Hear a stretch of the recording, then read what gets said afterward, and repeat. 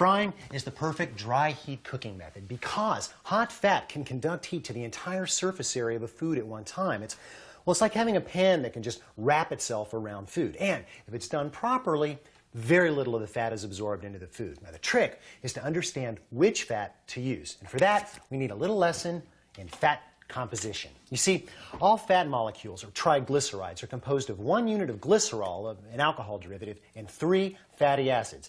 It's kind of like this train. Oh no, not another one of your lame teaching aids. Oh, don't go off the rails, Marcia.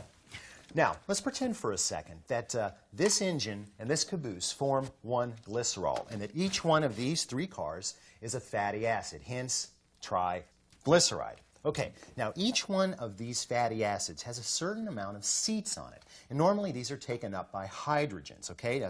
If every seat has a shiny, happy hydrogen in it, then this fatty acid is considered saturated. Now, fats that are high in saturates like lard, palm oil, butter, and beef tallow have a very, very long shelf life because they're stable, because all of their molecular bonds are all taken up. This is why food manufacturers really like to use them, because they add long shelf life to everything from baked goods to popcorn. And they're also easy to work with because most of them are solid at room temperature. Yeah, what about shortening? I'll get there. Okay. Okay, next card. If there is 1 empty seat on the fatty acid, then it is a mono-unsaturated fatty acid.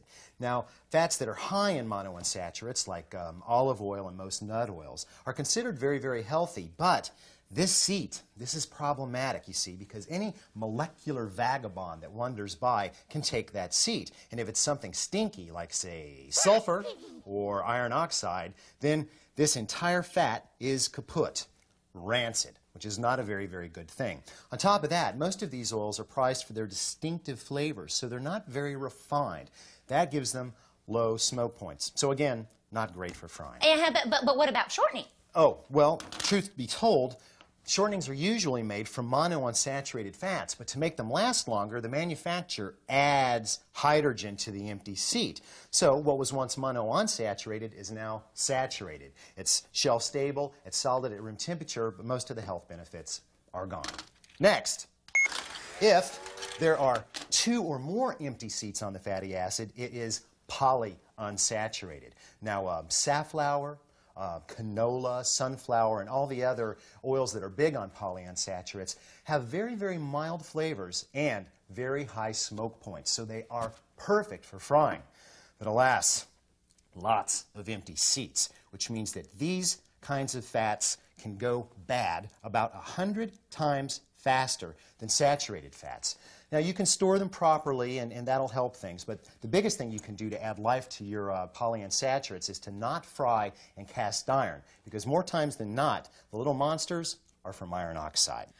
Well, you make it sound like all these little acids are on one big happy fat train. That's the cool thing. There are. See, any given fat can contain all 3 of these. What separates what we call a saturated fat from an unsaturated fat depends on the combination. They could all be saturated, they could all be polyunsaturated.